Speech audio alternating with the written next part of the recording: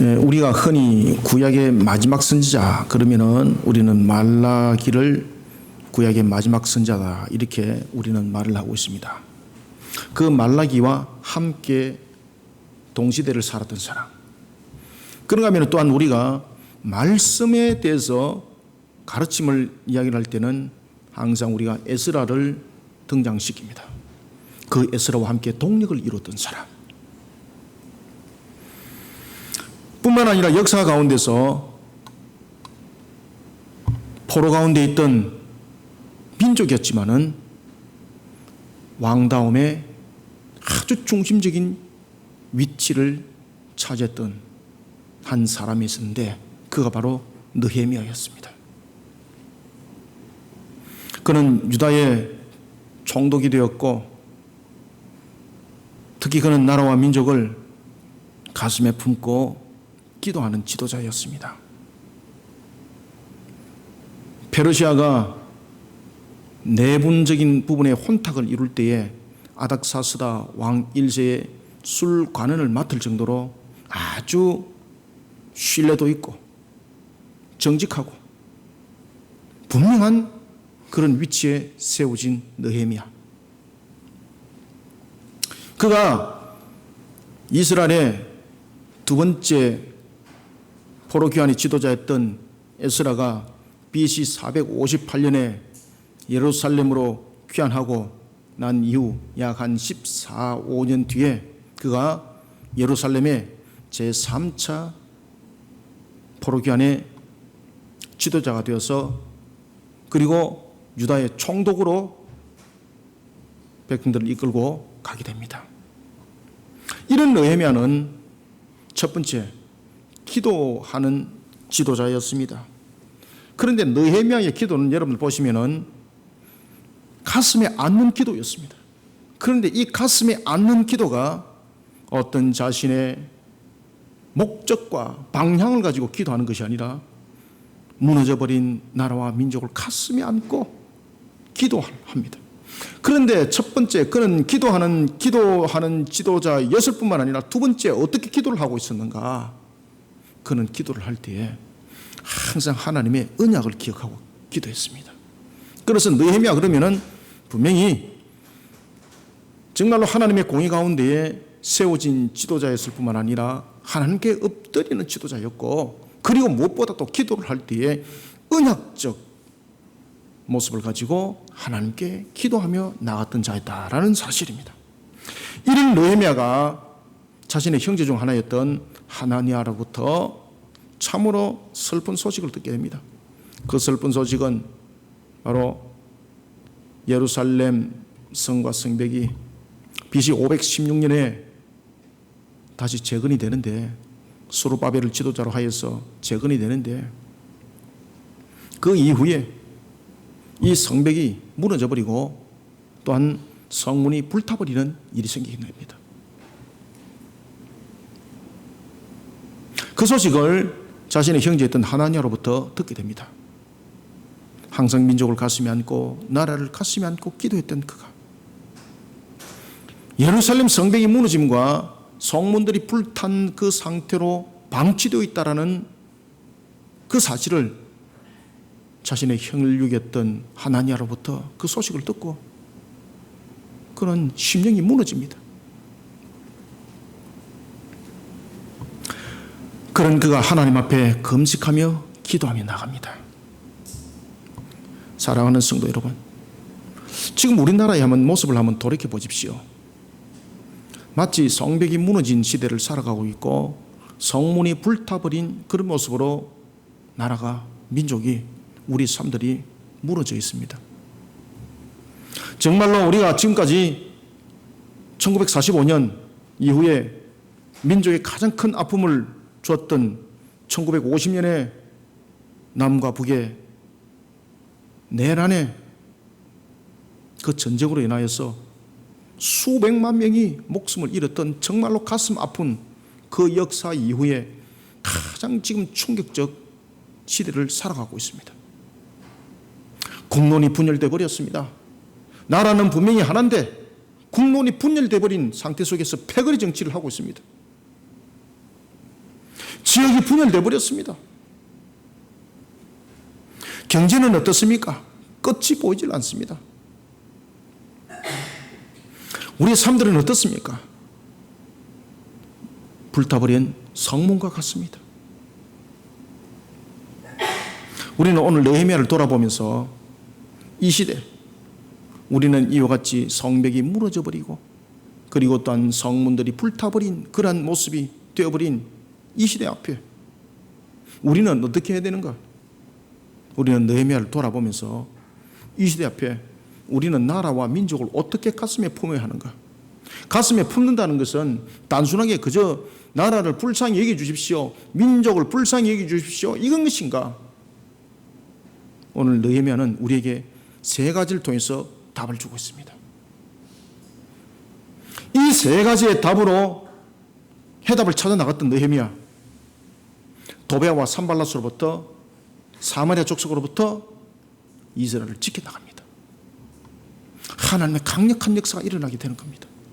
사랑하는 성도 여러분, 이 시대를 살아나가는 우리의 모습들을 돌아보면 성벽이 무너져버린 것이 마치 오래된 것 같은 그런 시대를 살아가고 있습니다. 성문이 무너진 것이, 불타버린 것이 마치 오래된 것처럼 사람들은 그 속에 지금 만연해지기 시작했습니다. 이런 나라와 민족 앞에 우리는 어떤 가슴을 가지고 나라와 민족을 가슴에 품어야 되는가? 예레미야를 통해서 우리가 한번 돌이켜 보도록 하겠습니다. 먼저 첫 번째 우리가 1절을 한번 읽어봅시다. 1절 시작. 하가랴의 아들 느헤미야의 말이라. 아닥사스다 왕 제20년 기슬로월에 내가 수산궁에 있는데. 아멘. 여러분, 수산궁에 누가 있습니까? 수산궁에는 고위 관리들 외에는 수산궁에 함부로 있을 수 없는 거죠. 그런데 그는 자신의 신분을 밝힐 때 이렇게 밝힙니다. 하가랴의 아들입니다. 느헤미야가 어느 지파에 소속이 되어 있는지는 성경에서 구별되지 않습니다. 그런데 성경을 면밀하게 느헤미야서를 보고 그 내용들을 파악을 하면은 그가 유다 지파에 있다는 것을 알 수가 있습니다. 이런 부분들을 가지고 이스라엘의 고대 역사학자였던 유세비우스가 그 이야기를 하는 겁니다. 고대 교회 사가 가운데서 가장 권위 있는 그 기록을 기록했던 유세비우스가 성경의 여러 가지 것들을 검토했을 때에 직접적으로 그의 출신에 관해서는 말을 하고 있지는 않지만은 여러 가지 상황들을 점검해 볼 때에 느헤미야는 유다 지파 출신인 것이 분명합니다 라고 그가 집필을 하게 됩니다. 이런 느헤미야는 여러분들이 잘 아시는 것처럼 포로 가운데 태어난 자녀였습니다. 포로 가운데 태어난 자였고 당시에 아닥사스다 왕이 있을 때에 페르시아 제국이 결코 평안한 시대를 살아가지 못했습니다. 그렇기 때문에 특히 왕은 자신의 신복을 둘 때에 먹는 음식, 떡 맡은 장관, 그리고 마시는 음료를 비롯한 부분들의 술 맡은 장관, 그리고 그 당시에 특히 이 술 맡은 장관이라든지 이런 부분들에 있는 사람들은 그저 음식물만 가지고 있는 것이 아니라 국정에 관해서 왕과 깊숙이 조언을 하는 그런 위치에 있는 사람이었습니다. 포로 가운데 있는 사람은 언제든지 배반할 수 있고 언제든지 자신에게 칼을 들이댈 수가 있습니다. 그런데 그런 느헤미야가 아닥사스다 왕 제1세 때에 어디에 거하더라? 수산궁에 있었습니다. 수산궁에. 그는 부족함이 없었다는 것. 속된 말로 그는 나라와 민족과 어떤 결탁된 문제를 가지고 있으면은 자신의 지위와 자신의 형편과 환경은 다 무너짐을 당하는 겁니다. 그러면은 지금 자신이 아닥사스다 왕 제20년에 수산궁에 있었다라는 이 역사적 사실을 통해서 그는 무엇을 우리에게 증거해 주고 있는가 하면은 그는 자신이 민족주의자였습니다. 뿐만 아니라 여호와 하나님을 섬기는 강력한 그러한 신앙을 가졌습니다 라고 그가 만약에 어필을 하고 놓았다면 그는 그 수산궁에서 살아남지 못합니다. 왜 그런가 하면 페르시아 제국의 반역자가 될 수 있기 때문입니다. 그런데 오늘 본문에 보면은 이런 느헤미야가 자신의 위치와 자신이 있는 곳에 대해서 무엇보다도 중요하게 여기는 것은 자신의 형편과 자신의 위치를 중요하게 여기는 것이 아니라 나라와 민족을 가슴에 안고 자신의 생명보다도 더 중요하게 여겼더라는 것입니다. 우리는 먼저 첫 번째 1절부터 3절을 통해서 허물어지고 불탄 것 같은 무너짐이 끝이 보이지 아니하는 나라와 민족을 향해 제3자의 눈으로 바라보면 안 됩니다. 느헤미야가 만약에 제3자의 눈으로 바라봤다면 그는 수상궁에서 그냥 편안하게 지내면 되는 겁니다. 입 딱 닫고. 그러면 평생 그냥 평안하게 지내는 겁니다. 그는 나라와 민족 앞에서 제3자의 눈으로 바라보지 않았습니다. 제3자의 행동을 취하지 않았습니다. 우리는 나라와 민족 앞에서 제3자의 눈으로 바라보고 평가하는 자가 아니라 나라와 민족의 아픔을 함께하고 나라와 민족을 가슴에 품은 그는 그리스도인이 되어야 됩니다. 제3자가 돼서는 안 됩니다. 당사자가 되어야 됩니다. 바벨론에 의해서 이스라엘이 포로 상태로 끌려갈 때 3번 끌려갑니다. 첫 번째와 두 번째 끌려갈 때는 나라가 멸망당하지 않았을 때입니다. BC 605년과 BC 597년에 1차, 2차로 끌려갈 때에 심지어 왕까지 끌려갑니다. 그렇지만 나라가 패망한 상태가 아니기 때문에 언젠가는 돌아올 수 있겠지라는 일말의 희망은 있었습니다. 그런데 세 번째 포로였던 BC 586년은 나라가 완전히 패망한 상태였습니다. 예루살렘 성이 완전히 불타버렸습니다. 성전은 기둥뿌리까지 그냥 다 뽑혀버렸습니다.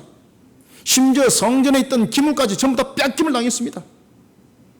그러면서 갈대아 군사들이 여호와를 조롱합니다. 그런 짓밟힌 가운데에 제3차 BC 586년에 포로로 끌려갔던 그들에게는 언젠가는 돌아오겠지라는 일말의 희망조차도 없는 그런 비참한 상태로 끌려가야 되는 겁니다. 느헤미야의 선조들이 그런 상태로 끌려갔던 겁니다. 그러나 하나님은 그러한 무너진 나라 속에도 소망과 희망을 잃어버린 그런 나라 속에도 하나님은 예레미야를 통해서 언약을 하십니다. 두 가지를 언약합니다. 그러니 느헤미야가 그러한 모든 내용들을 가슴에 안고 기도를 하는 겁니다.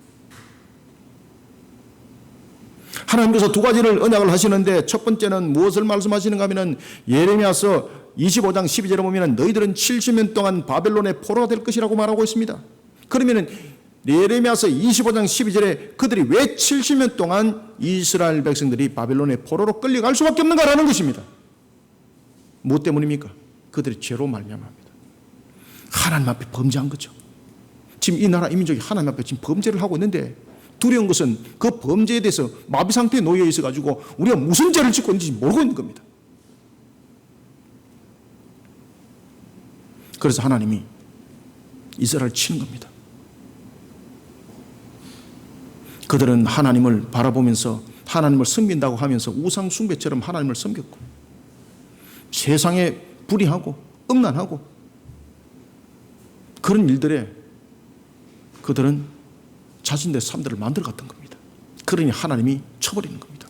그래서 그들의 70년의 포로는 이와 같이 하나님 앞에 불법을 하였고 하나님 앞에 불의하였고 그런 하나님의 법도와 규례를 어겼던 것에 대한 하나님의 심판의 값이었습니다.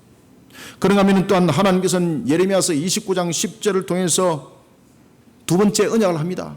그것은 바로 무엇인가 하면 70년이 채워졌을 때라는 것입니다. 이 70년이라는 것은 무엇을 말하고 있는가 하면 그들에게 대해서 하나님께서 징계의 값을 내리시고 그리고 그들을 회개하여서 돌이키는 그것이 바로 70년이었습니다. 내가 70년이 지나면은 내가 이들을 다시 회복시키리라. 바로 바벨론으로부터 해방을 하나님은 언약을 하게 됩니다. 첫 번째는 70년에 대한 징계였고 두 번째는 70년의 회복을 하나님은 언약을 하고 있었습니다. 그 약속이 역사 가운데 이루어집니다. 바로 메대와 바사를 이끌었던 고레스에서 그 사실이 역사 가운데 이루어집니다. 에스라 1장 1절이 그것을 역사 가운데 증거를 하고 있습니다. 고레스 원년이었습니다. 그 당시에 고레스 원년은 바로 BC 538년이었습니다. 그때 고레스가 바빌론을 무너뜨리는데 그 당시에 바사라는 조그만 하나의 폴리스 국가를 가지고 있었던 고레스가 메대를 먼저 장악을 하게 되고, 그리고 메대와 바사가 연합을 이루어서 바벨론을 칠 때도 메대와 바사가 바벨론을 이길 만한 세력이 아니었습니다. 그런데 하나님께서 그 싸움을 이기게 하는 겁니다. 그리고 하나님께서 고레스에게 감동을 주는 겁니다. 그런 고레스의 입을 통해서 칙령이 발동이 됩니다.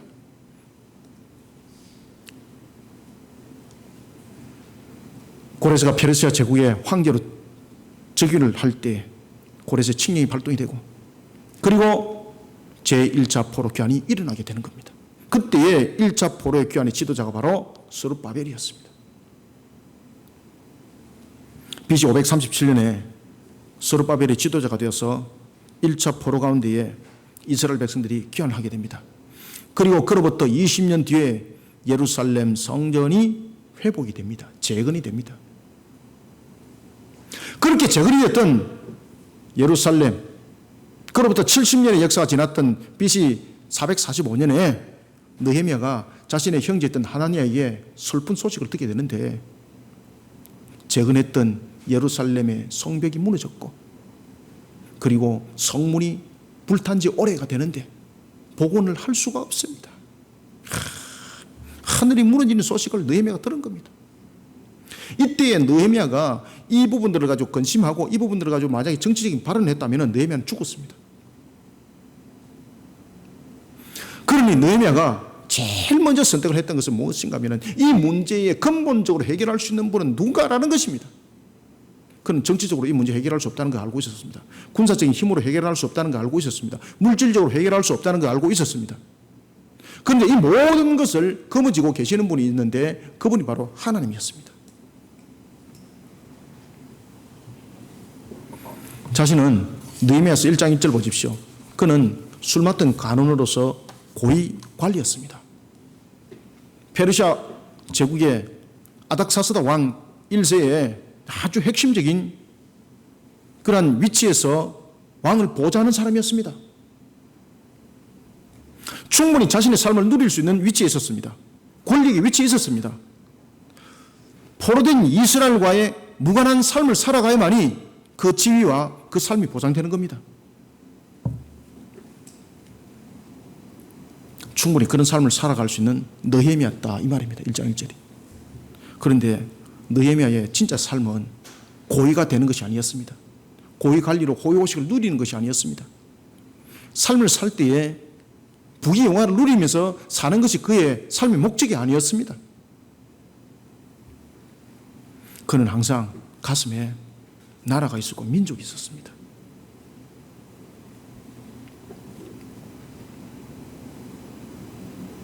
제가 왜 나라와 민족이라는 단어를 지금 여러분 쓰고 있는가 하면 처음에 조국이라는 단어를 쓰고 싶었습니다.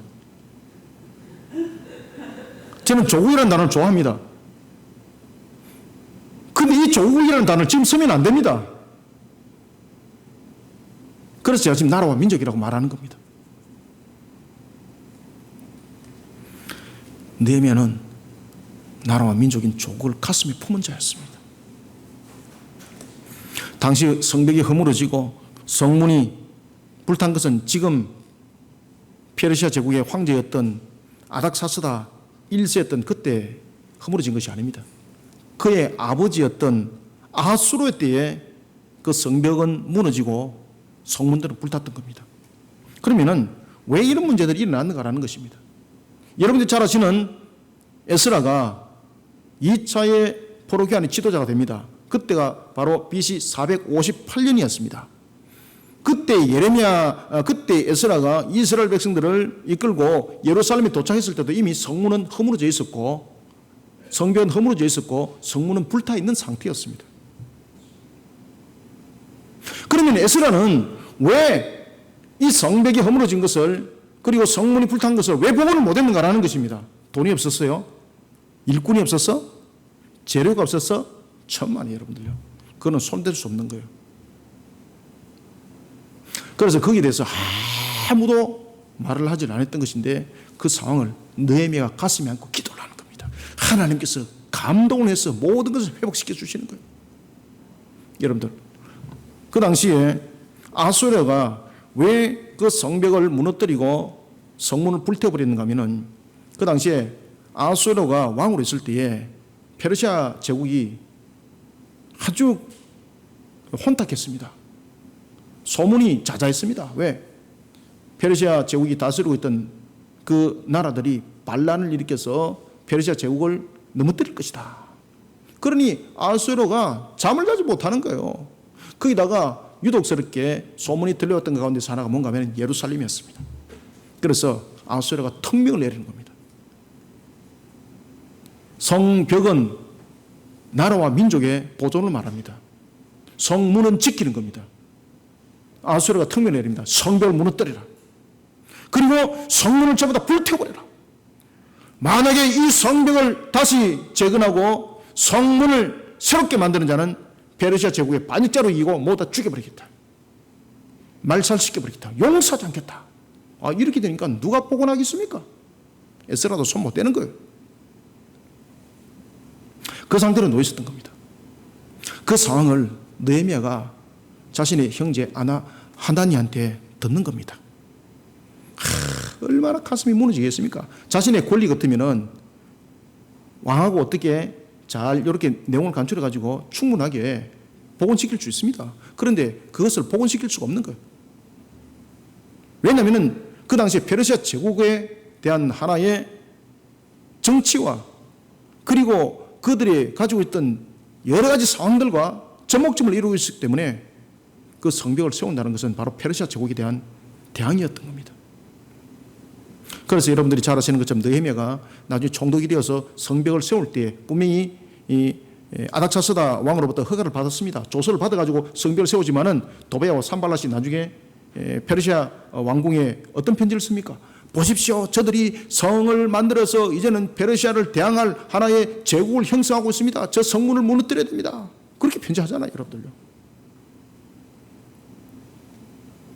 이와 같이 당시에 성벽과 성문은 중요한 역할을 하고 있었습니다.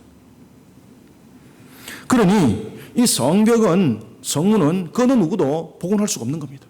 누구만이? 오직 페르시아 황제의 명령이 있어야만이 되는데 페르시아 황제가 그것을 허락하겠는가 말입니다. 허락지 않습니다. 그리고 그 말을 꺼냈다가는 반역자로 죽음을 당하는 겁니다. 그건 느헤미야가 말할 수 없는 겁니다. 누가 움직이게 됩니까? 하나님이 고레스를 움직였던 것처럼 하나님이 직접 아닥사스다를 움직이게 되는 거예요. 이것만이 해결점이었습니다.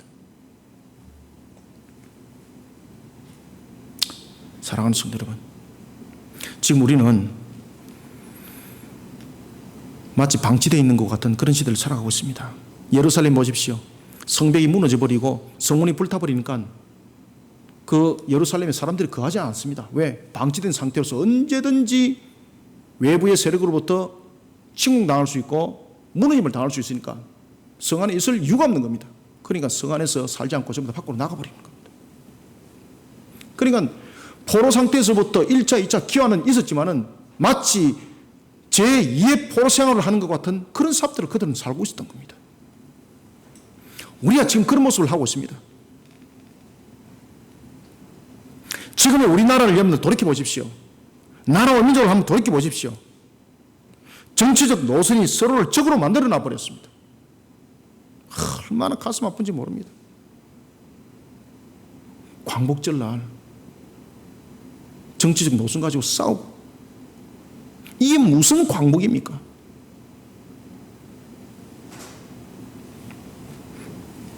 그뿐만 아닙니다. 이런 정치적 노선이 나라와 민족의 성벽을 허물어 버렸습니다. 그러니 여러분들 보십시오. 주변의 여러 나라로부터 우리나라가 어떻게 취급을 받고 있습니까? 나라로 취급받지 않고 아무나 그냥 건드리는 거, 아무나 그냥 요 짝대기 가지고 그냥 한번 때리고 싶은 그런 마음이 들 정도로 나라와 민족을 엉망으로 만들어놨습니다. 그런가 하면은 성문이 불탄 것 같이 우리의 경제는 어떻게 됐습니까? 어디서 호흡을 해야 될지, 정말로 오늘은 어떻게 일용할 양식을 해결이 될지 걱정하면서 살아가는 시대에 우리는 지금 놓여져 있습니다.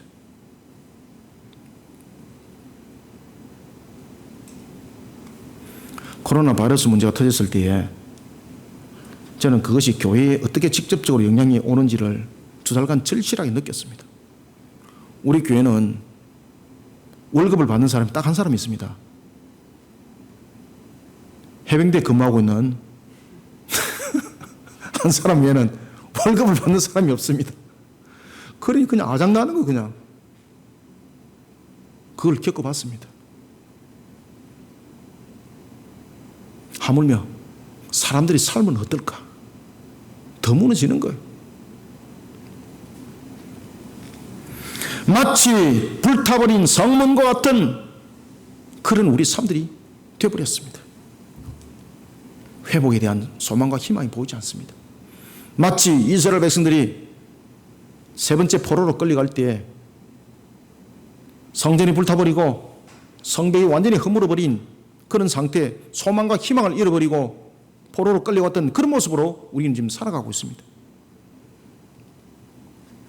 이럴수록 우리 속에 나타나고 있는 것이 있는데 그것은 뭔가 하면은 가진 자와 가지지 못한 자가 아니라 자신의 형편과 환경을 아예 선을 긋는 사람들이 있습니다. 나라와 민족이 아니라 나만 이 상황 속에서 살면 된다라는 제3자의 관점이 우리를 무섭게 만들고 있습니다.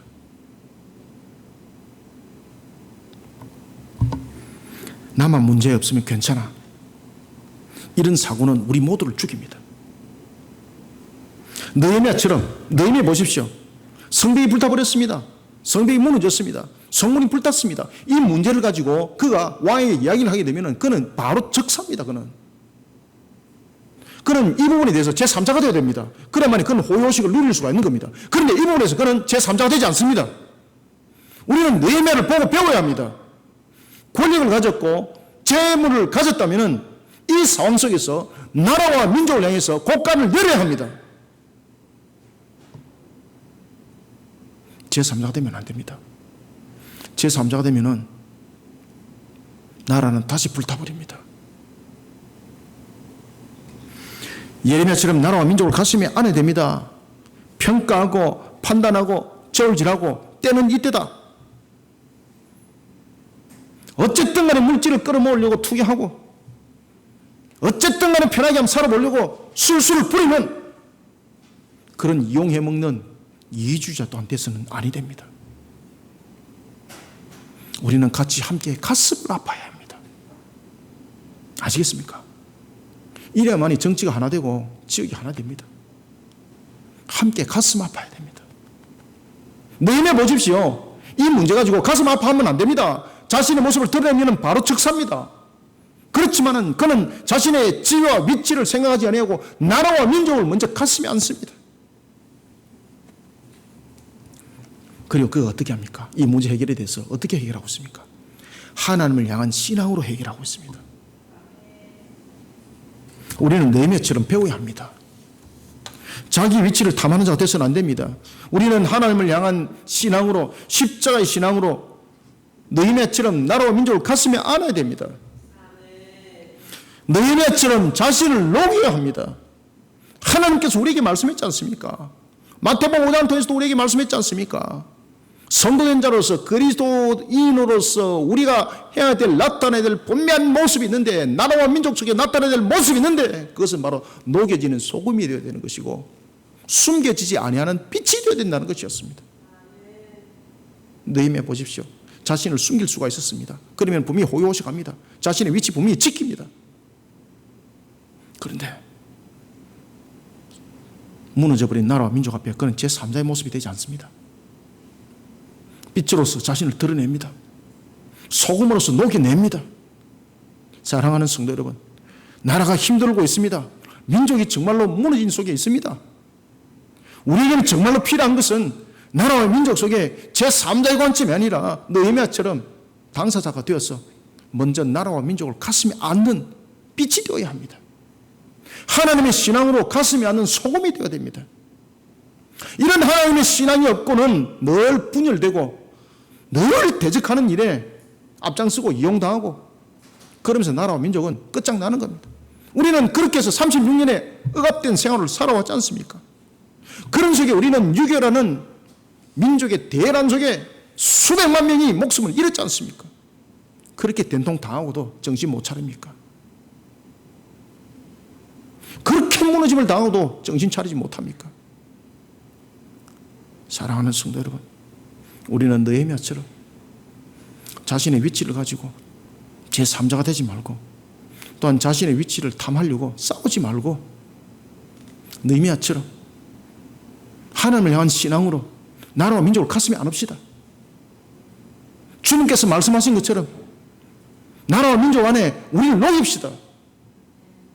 진짜의 빛으로 자신을 드러내는 그리스도인의 신앙으로 느헤미야처럼 오늘도 나라를 건져내고 소망 가운데 이렇게 내는 저와 여러분들이 다 되시기를 소망합니다.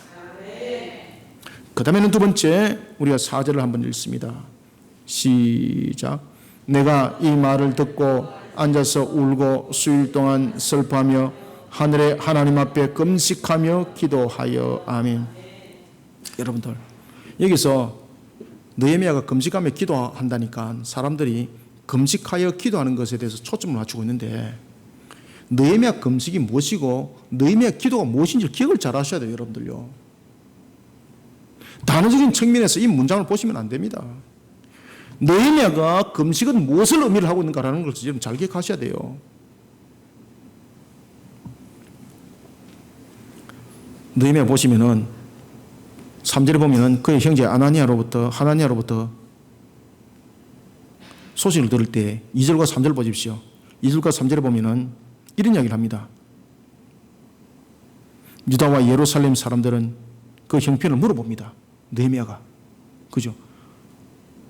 허물어진 것, 성벽이 허물어졌습니다. 불탔습니다. 그러니까 느헤미야가 무엇을 물어봅니까?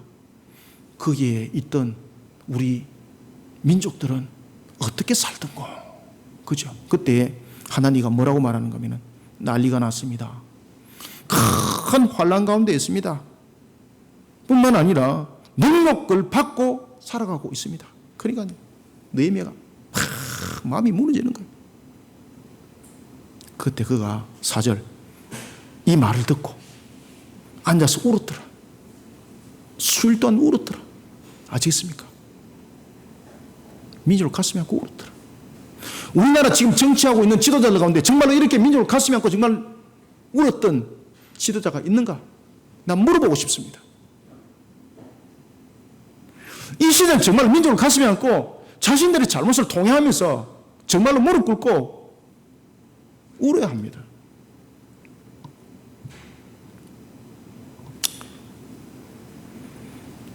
느헤미야가 수일 동안 울면서 하나님 앞에 나가면서 금식합니다.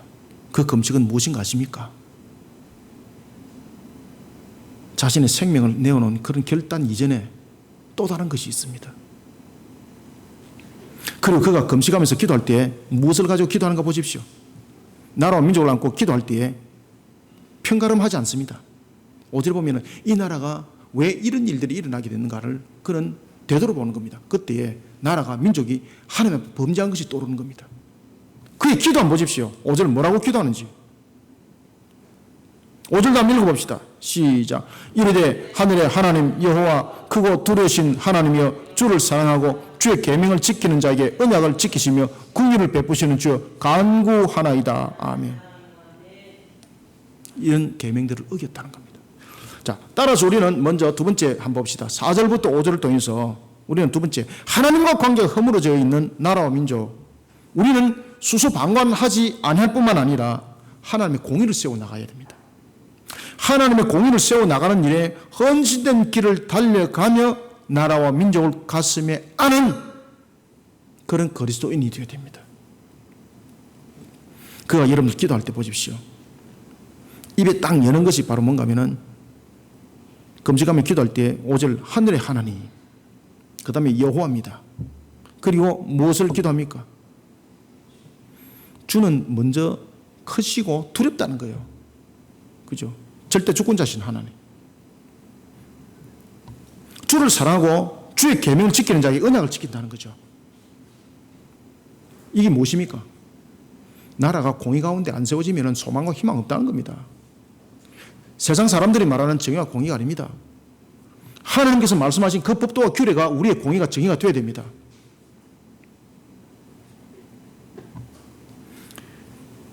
이사야서 56장 5절에 보면은 성전과 관련된 예루살렘 성벽은 하나님의 나라를 상징합니다. 그런 성벽이 허물어졌습니다.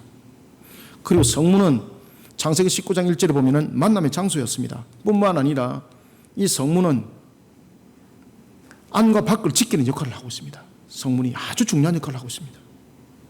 그런 중요한 기능을 가지고 있는 이 성벽과 성문은 두 가지 의미를 가지고 있습니다.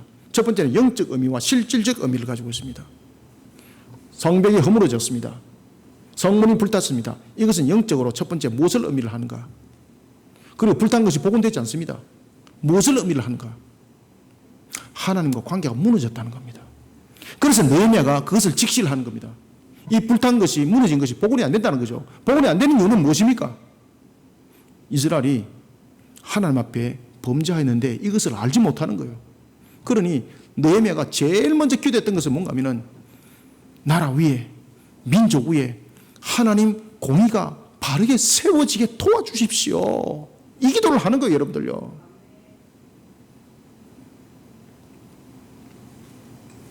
4절 5절 2절 다시 한번 읽읍시다. 시작.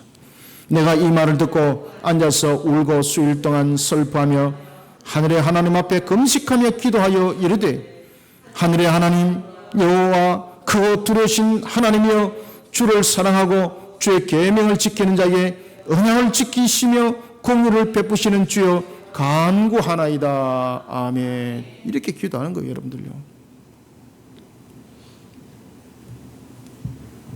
첫 번째는 그 무너짐은 바로 이와 같이 하나님과 관계가 무너졌다는 겁니다.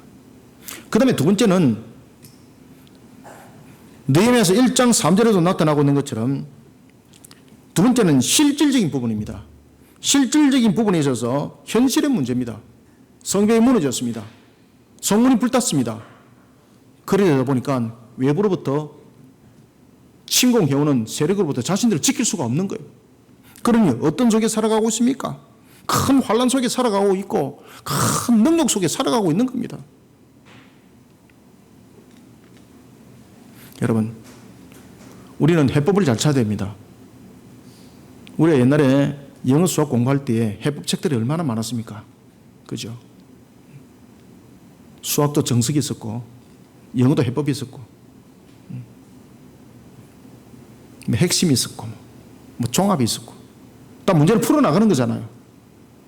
문제의 근원에 대해서 바르게 접근하지 못하면 그 문제 못 풉니다. 느헤미야는 그것을 알고 있었던 겁니다. 현실 속에 무너짐은 있지만은 그 공포 속에 있지만은 그 무너짐은 현실 속에서 어떤 군사적으로 문제 해결되는 것이 아니고 어떤 물질적으로 해결되는 것이 아니고 그저 자신이 물리적인 측면에서 성벽을 세운다고 되는 것이 아니었습니다. 지금 하나님께서 그 성벽을 무너뜨렸다는 것이고 그 불탄 것을 복원시키지 않는다는 것입니다. 그런 속에 자신들의 삶들을 무너졌다는 겁니다. 현실적으로. 이것을 느헤미야가 돌아보고 하나님께 기도하는 겁니다. 그때 기도할 때 그의 입술에서 제일 먼저 무슨 기도가 나옵니까? 언약을 지키시며 공의를 베푸실 때 그 앞에 무엇이라 말하는 거예요? 계명, 주신 계명을 지키는 자에게입니다.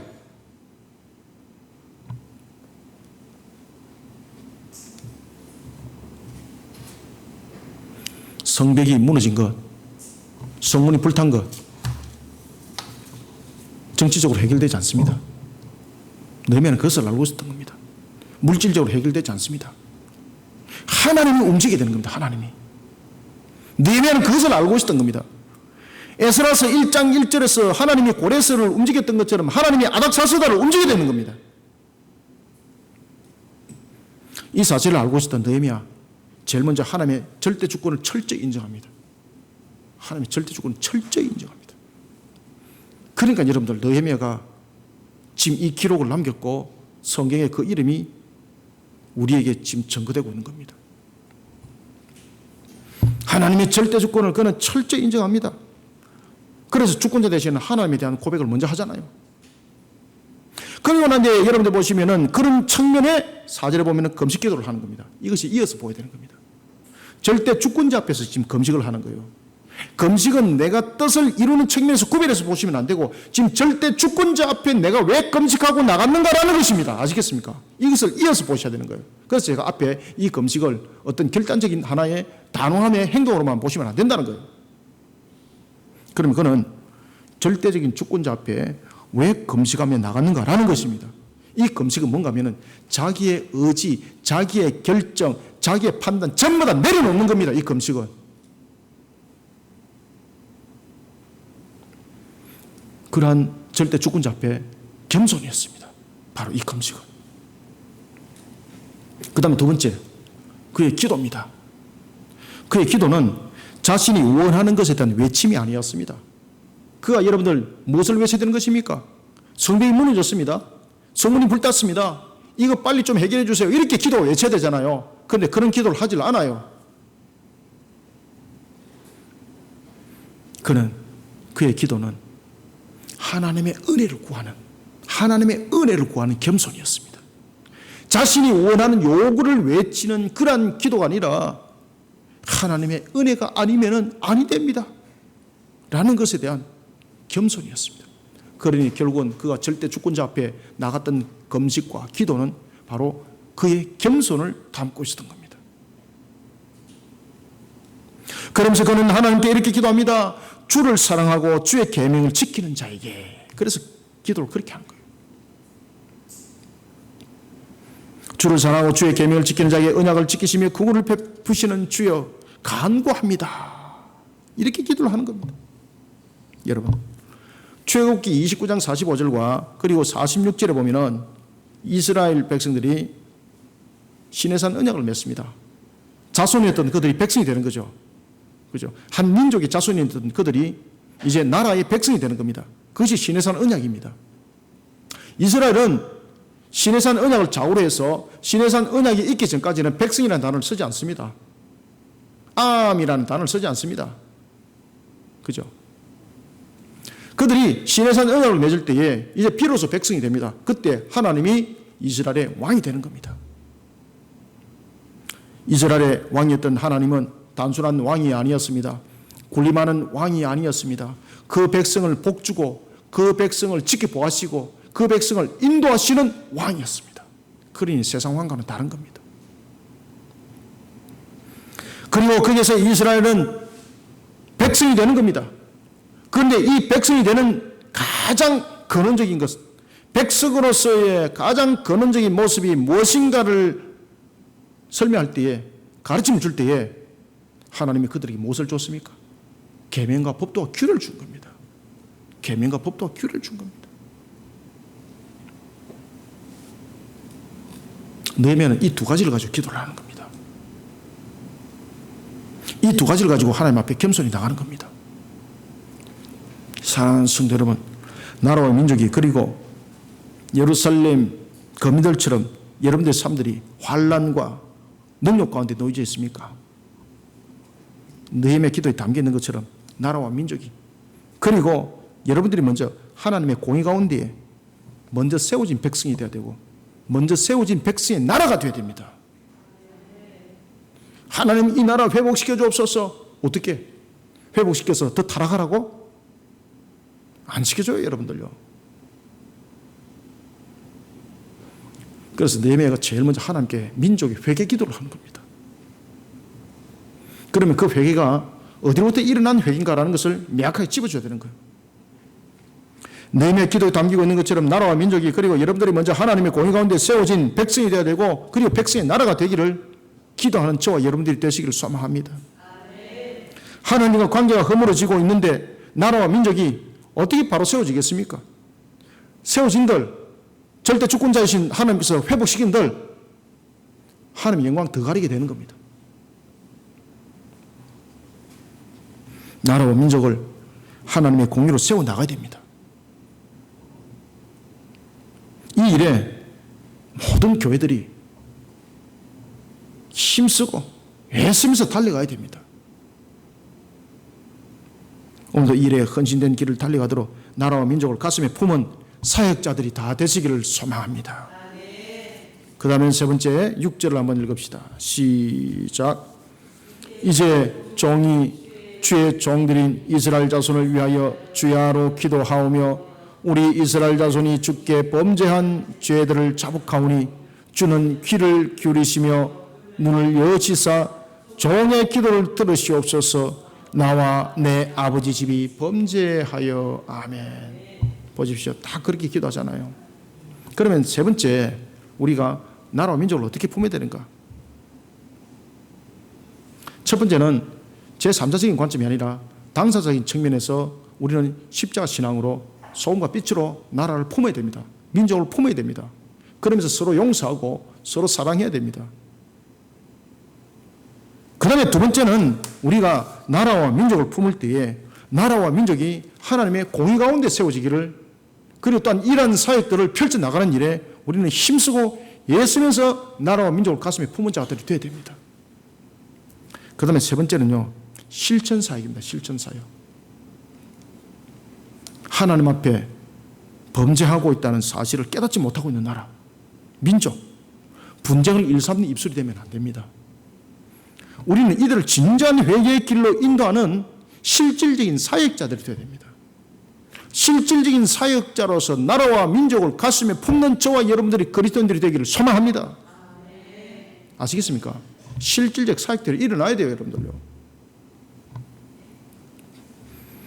여러분, 느헤미야서 1장 5절에 보면은 느헤미야는 하나님에 대해서 이렇게 그는 고백합니다. 하나님은 크신 분입니다. 그리고 두려운 분입니다. 그런가 하면은 크고 두려울 뿐만 아니라 공의를 베푸신 분이라고 그는 고백을 하고 있습니다. 그리고 6절과 7절을 한번 보십시오. 6절과 7절에서는 그는 민족을 향한 회개의 기도를 하고 있습니다. 지금 성벽이 무너졌고 성문이 불탔는데 이거 회개 기도가 연결이 됩니까? 실질적으로는 연결이 아니에요. 실질적인 것은 성벽이 빨리 세워지고 성문이 새롭게 튼튼한 것으로서 만들어져야 되는 것이지 회개 기도가 연결이 되면 안 되는 거예요. 그죠? 그런데 지금 성벽이 무너진 것에 대해서 이야기하지 않습니다. 성문이 불탄 것에 대해서 이야기하지 않습니다. 그들이 생업이 무너진 것 갖고 이야기하지 않습니다. 제일 먼저 무엇부터 합니까? 근본을 해결해야 된다. 근본 해결하지 않으면 성벽 사워도 또 무너진다. 성문 또 새롭게 만들어 또 불탄다. 자존질환은 더 크게 일어난다. 그래서 그는 나라와 민족을 바르게 세우는 회개운동을 벌립니다. 그래서 여러분들 보십시오. 느헤미야가 나중에 총독이 되어서 예루살렘을 다스릴 때에 그는 심지어 총독으로서 녹을 받지 않습니다. 총독으로서 녹을 받지 않습니다. 그 성벽이 50일 만에 세워졌습니다. 그렇지만 그것은 사람의 능력으로 세워지는 성벽의 50일간이 아니었습니다. 도베와 산발락도 그것을 인정했습니다. 그런 그가 낙헌식을 가지고 했던 일들을 보십시오. 무엇을 했습니까? 에스라를 세워서 하나님의 말씀을 가르친다니까요. 나라 위에, 민족 위에. 하나님의 법도와 규례를 가르치는 거예요. 실천사역을 하는 거예요. 그는 6절과 7절을 보면은 나라와 민족을 향해서 회개 기도를 합니다. 그런데 이 회개 기도로 끝난 느헤미야가 아니었습니다. 실천적 사역을 그는 실질적으로 움직이게 되는 겁니다. 여러분, 공동체의 어려움과 시련을 남의 탓으로 돌리는 자는 분쟁만 이 삶은 뿐입니다. 우리는 먼저 느헤미야처럼 언약적 신앙의 자세를 가져야 됩니다. 하나님은 분명히 공의를 베풀어 주시는 분인데 어떻게 해야지 공의를 베풀어 주시는 분인가라는 것을 우리는 기억해야 됩니다. 하나님다운 나라의 백성이 되어야 됩니다. 하나님 나라의 다운 백성은 시내산 언약에 이미 답을 주고 있습니다. 하나님의 법도와 규례가 살아고 움직여야 되는 겁니다. 그런데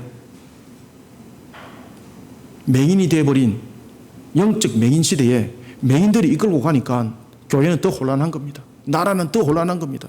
마태복음 15장 14절과 누가복음 6장 39절의 말씀처럼 맹인이 맹인을 인도하니까 나라는 더 무너짐을 당하고 있는 거예요, 여러분들요. 영적으로 실질적으로 무너짐을 당하고 있는 거예요, 지금.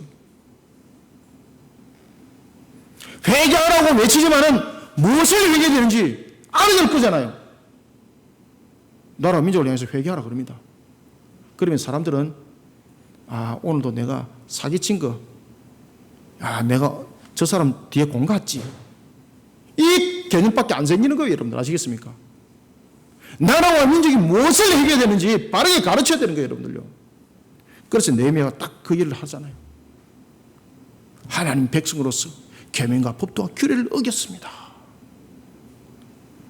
그리고 7절에 6절과 7절에 그렇게 말합니다. 6절 나와 내 아버지 집에서 내 아버지 집이 범죄했습니다. 무슨 범죄했습니까? 계명과 법도와 규례를 지키지 않았다는 거예요. 7절. 그런 범죄를 했다는 거예요. 지금 이 나라가 이 민족이 무엇을 해야 되겠습니까? 회개하라고 외치면 무엇을 해야 되는지 가르쳐야 되잖아요. 여러분들요. 우리는 그런 실질적 사역자들이 되어야 되는 거예요. 그런 실질적 사역자로서 나라와 민족을 가슴에 품어야 되는 거예요. 여러분들요.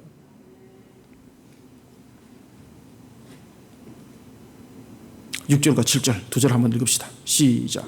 이제 종이 주의 종들인 이스라엘 자손을 위하여 주야로 기도하오며 우리 이스라엘 자손이 주께 범죄한 죄들을 자복하오니 주는 귀를 기울이시며 눈을 여시사 종의 기도를 들으시옵소서. 나와 내 아버지의 집이 범죄하여 주를 향하여 크게 악을 행하여 주께서 주의 종 모세에게 명령하신 계명과 율례와 규례를 지키지 아니하였나이다. 아멘. 하나님 한 분만을 섬기도록 우리에게 주신 십계명, 안식일을 거룩하게 지키라고 우리에게 주신 십계명, 이 날을 예배하는 날로 지키라고 우리에게 주신 이 십계명, 이 나라 이 민족이 다 어기고 있는 거예요. 어떻게 어기고 있습니까? 주일을 무슨 날로 여기고 있습니까? 주일을 공휴일 개념으로 가지고 있는 거예요. 주일은 공휴일 개념이 아니라 예배의 날이에요. 그러니 주일날 국가에서 시험 치고 주일날 끼어가지고 놀러가게 만들고 엉뚱한 짓 하게 만들고, 이것이 지금 주일날에 일어나는 이 범죄, 하나님 보고서 치시는 거예요. 그러니 우리는 이 나라 이 민족 위에 무엇을 해야 되는지 확실히 집어줘야 되는 거예요. 맹인이 맹인을 인도하지 못합니다. 우리는 속속들이 가르쳐야 되는 것입니다. 십계명은 이 땅 위에 있는 모든 피조물들인 인간은 지켜야 되는 하나님의 도덕법입니다. 예수를 믿는 사람만이 지키는 것 아닙니다. 하나님만을 섬기는 자들이 지키는 것이 아닙니다. 이 모든 인류에 있는 자들이 지켜야 되는 것이 바로 십계명 도덕법입니다. 이걸 가르쳐야 되는 거예요. 이거를. 일반적인 사람들 입에서 나오는 가장 끔찍한 말 가운데 하나가 무엇인가 아십니까? 하나님을 섬기는 것을 어느 종교 집단들의 행위로 보는 겁니다. 그러니까 짓밟는 거예요. 교회를 짓밟는 거예요. 가볍게 보는 거예요. 여러분들. 두려움이 없는 거예요. 심지어 자신들은 하나님을 섬기는 것과 관계없는 자라고 무서운 그런 발상적 발언을 하고 있습니다. 왜 하나님과 관계없습니까? 하나님 전부 다 지금 다스리고 있는데, 우리 모두는 하나님의 창조에서 움직이고 있는데, 하나님의 창조의 목적에서 우리는 이 땅을 살아가고 있는데, 나는 그런 하나님과 무관합니다. 이런 발상적인, 무서운 발상적인 모습 속에 이 나라가 살아가고 있고 이 민족이 살아가고 있습니다. 이 죄를 깨닫게 해야 되는 거예요. 여러분들 아시겠습니까? 이 죄를 깨닫게 해야 되는 거예요. 우리가 주일날 예배하는 것은 왜 예배를 합니까? 특히 창세기 보면은 창세기 2장 3절에 안식일은 복되고 거룩한 날이라 했습니다. 안식일을 통해서, 예배를 통해서 우리는 무엇을 기억해야 되는가? 오늘도 우리를 구원하신 주님을 바라보면서 뿐만 아니라 우리를 창세기 1장 28절 생육 번성 충만함에 대한 우리를 축복을 하셨는데, 그 바로 모든 것들이 오늘도 우리에게 주심이, 일용할 양식을 주심이, 나에게 소득을 주심이, 모든 것이 하나님으로 말미암았다는 것을 고백하며 살아가는 그런 속에 오늘도 하나님의 백성으로 살아가는 우리를 기뻐하시고 더욱더 생육 번성하고 충만하게 만들어갈 그 창조의 원리 속에 내가 오늘도 세워졌다는 것을 기억하며 하나님을 예배하는 그 날이 바로 오늘 복된 날인 것입니다. 이런 복된 날을 그들은 종교 행위라고 말하고 있습니다. 심지어 여러분들 보십시오. 차별법이 이제 통과되게 되면은 타 종교 있는 사람들 전도 못하게 되어 있습니다. 길에서 전도하면 이제 잡혀갑니다. 이게 우리나라 이제 법이 되는 겁니다. 심지어 보십시오. 여당 속에서 나왔던 공식적인 입이 무엇이 있습니까? 부동산 부분에 대해서는 북한보다도 더 강력한 공산주의 체제를 형성해서라도 뚫게 된다고 말하고 있던 그들. 나라가 가장났지 않습니까?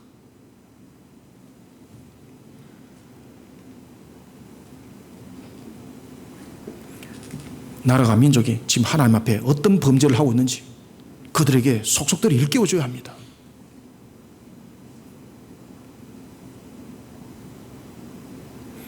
그것은 무엇으로부터 일어나는 겁니까? 법도와 규를 가르쳐야 되는 것입니다.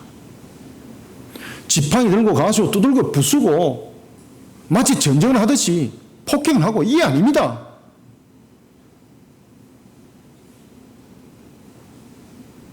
회개하라고 분명히 얘기를 해야 되는데 무엇을 얘기해야 되는지를 알지 못하는 그들에게 망치를 던들 무슨 소용이 있습니까? 그들은 자신의 죄를 알지 못하는데. 그래서 스데반도 그렇게 기도하잖아요. 이들은 하나님 앞에 무엇이 죄인지를 알지 못합니다.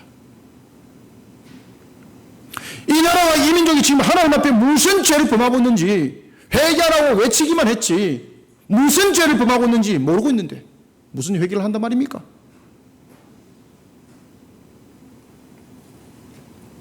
안식일이 무엇인지를 가르쳐야 합니다. 바르게 가르쳐야 합니다. 창조 원리를 통해서 가르쳐야 합니다.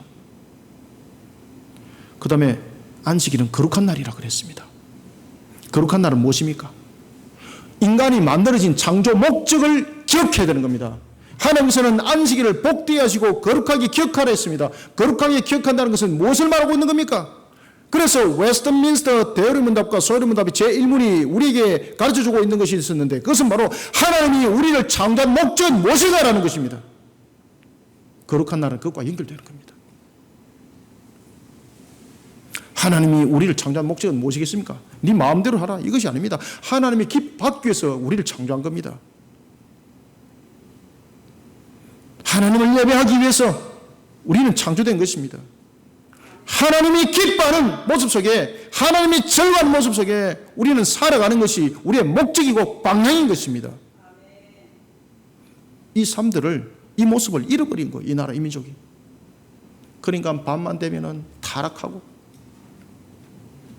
뽑아놨던 시의원들은 꺾고 아주 음란한 짓 하고 한 명이면 그것도 많은데 이거는 줄줄이 감자탕이 돼가지고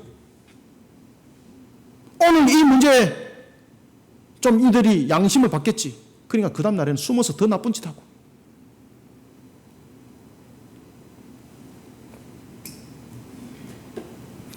백성들을 보호해야 될 그들이 권력을 가지고 백성들을 오히려 성적으로 괴롭히고 있습니다. 거룩한 날은 무슨 뜻인가? 로마서 11장 36절에 그 이야기를 하고 있습니다. 로마서 11장 36절에 거룩한 날은 무엇인가? 만물이 하나님을 위해서 존재한다는 것을 아는 날이단 말이에요. 하나님은 우리를 왜 창조하셨는가? 나라가 민족이 이것을 바르게 가르쳐야 되는 것입니다. 그런데 나라가 민족이 이것이 죄인 줄 모르고 있는 거예요. 하나님을 거룩하게 예배하는 것이 우리의 창조 목적인 것을 모르고 있는 거예요. 그건 가르쳐야지. 모르면 100번이고 1000번이고 가르쳐야죠. 그것이 우리의 책임과 의무인 것입니다. 느헤미야가 그렇게 했던 겁니다. 그러니 하나님의 놀라운 역사가 일어나는 거예요. 저와 여러분들이 일어나야 합니다. 맹인이 맹인을 인도할 수 없습니다.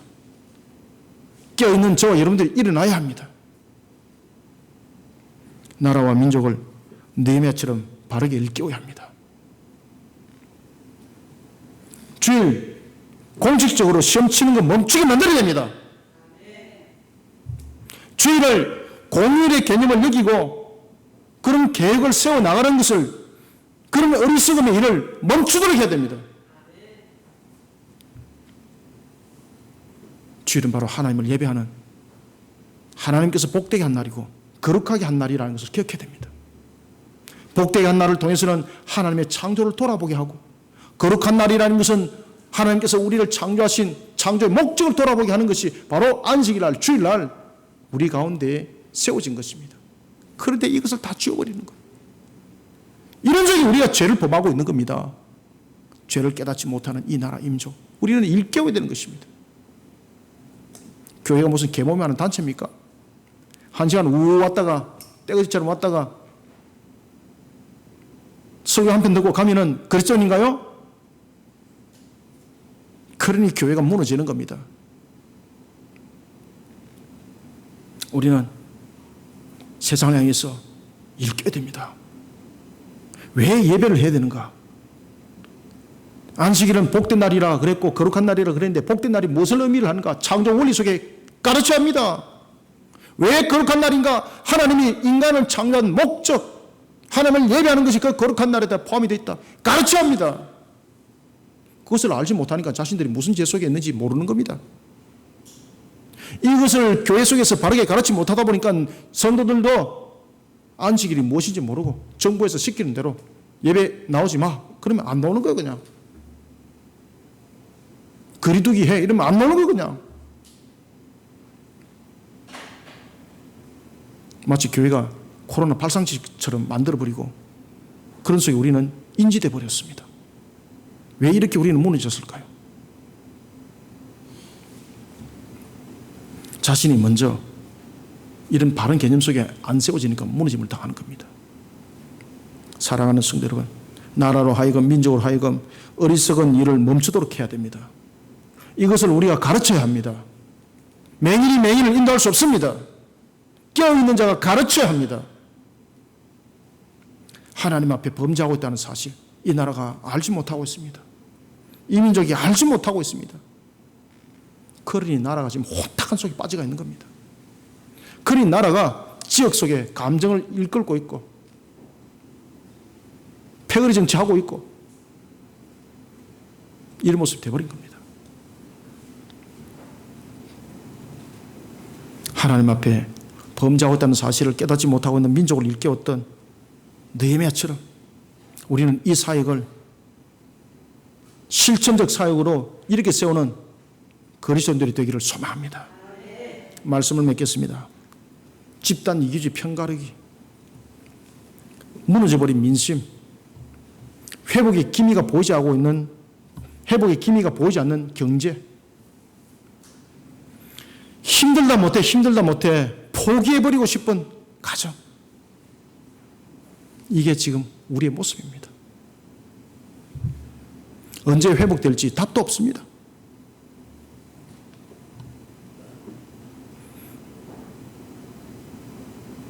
마치 허물어버린 성벽과 같습니다.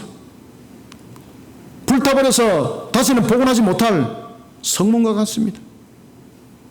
그러면 이 상태로 방치해둘 것인가라는 것입니다. 느헤미야가 되어야 됩니다.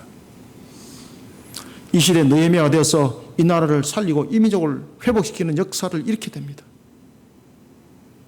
느헤미야가 나라를, 민족을 가슴에 안고 이어왔지, 하나님의 뜻을 바르게 세워나가는 실전 사역을 했을 때에 50일 만에 성벽이 완공되고 성문이 전부 다 복원이 되어버렸습니다. 사랑하는 성도 여러분, 성벽이 무너진 삶들을 살고 있고 성문이 불타버린 모습 속에 나라와 민족이 놓여져 있습니다. 정치적으로 별의별 방법 다 써봤습니다. 그렇지만 소용이 지금 없습니다. 해답을 바로 찾아야 합니다. 느헤미야를 돌아보면서 우리는 그 답을 찾을 수 있습니다. 무엇보다도 절대 주권자 되시는 하나님 앞에 우리는 서 있다는 사실을 고백하는 겸손의 신앙으로 나가야 합니다. 그리고 나라와 민족이 하나님 앞에 어떤 죄를 범하고 있는지 영적 눈을 밝혀야 합니다. 하나님 앞에 무슨 죄를 범하고 있는지 알지 못하는 이 속에 회복이 되면 무슨 별다른 일들이 일어날 것 같습니까? 더 무너짐이 더 창궐하게 되는 겁니다. 하나님의 도덕법을 뭉개고 어찌 소망을 찾을 수 있습니까? 하나님의 공의를 세워야 합니다. 나라와 민족의 가슴에 품을 때에, 나라와 민족의 경제 회복시켜 주옵소서 기도할 때에 나라와 민족의 경제가 회복될 이유가 무엇입니까? 우리가 먼저 하나님의 창조 목적 속에 세워지지 못하면서 내가 요구하기 위하여 나를 위하여 하나님이 존재하는 그 모습으로 신앙이 거꾸로 되어버린 그런 기도, 그런 모습, 그것이 우리 교회들의 모습은 아닌가요? 교회들이 바로 회개합시다. 신앙 바르게 세웁시다. 그리고 나라와 민족을 일깨울 때에 나라가 민족이 하나님 앞에 어떤 범죄를 하고 있는지, 하나님 한 분만을 섬겨야 되는데 이 민족이 얼마나 우상 숭배 속에 만연해 있는지, 우리나라의 국보를 다 따져보십시오. 하나님과 관계된 국보가 어디 있습니까? 전부 다 우상 숭배잖아요. 이런 슬픈 현실 속에 놓여져 있습니다.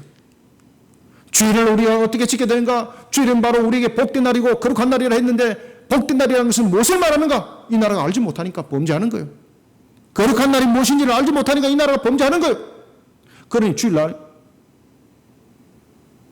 시험 치는 거예요.